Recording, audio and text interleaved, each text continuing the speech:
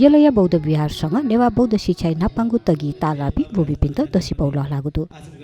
आइतबार जुगु ज्याजोले बागमती प्रदेश पर्यटन संस्कृति विषय सहकारी मन्त्री शैलेन्द्रमान वज्राचार्य श्रीमो बोबिपिन्त दसिपौ लहलाना दिएको ख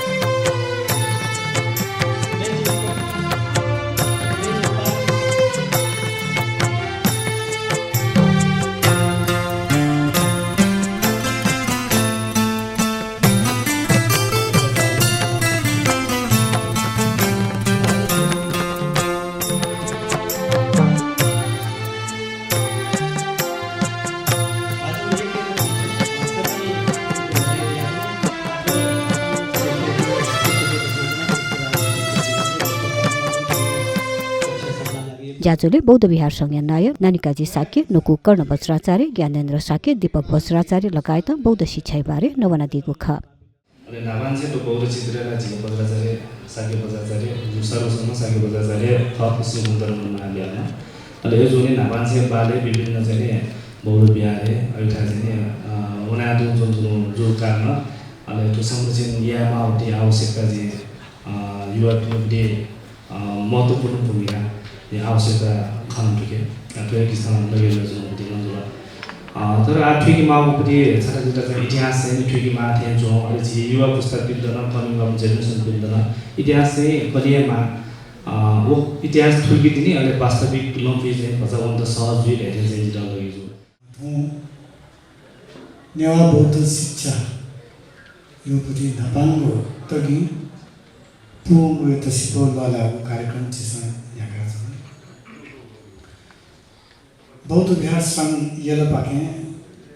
शुरुआत कल बौद्ध विहार संघ प्रतिस्थापना कालन से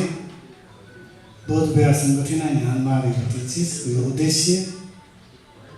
तया न्याया चौपति छ अझ उइटाना चाहिँ लिखितबद्ध रूपमा छ सिस्टमबद्ध रूपमा चाहिँ बौद्ध विहार संघ न्यामा आएको थियो तातना त्यसमा चाहिँ गोष्ठी यहाँ आएको छ वे गोष्ठी चाहिँ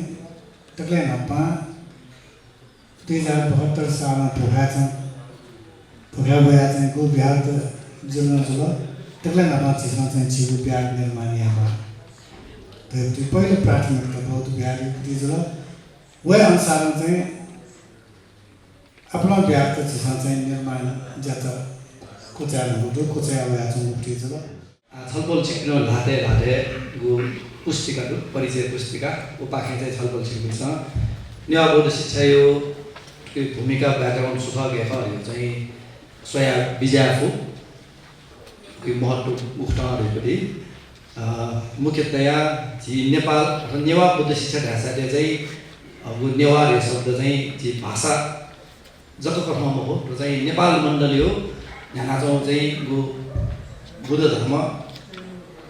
बौद्ध अभ्यास बुद्ध शिक्षा याला चाहिँ इङ्कित दिएको ख अट्टाले चाहिँ ताकि लिसिबी कालनि से सो स्वरमा यो उठे ज्या चाहिँ न बहा बही चाहिँ बिहारी परम्परा यहाँ चाहिँ ओस्यानमा हिँड्न चाहिँ त्यसमा विचार आएको बुद्ध कालनि से अटुट रूपमा अविच्छिन्न रूपमा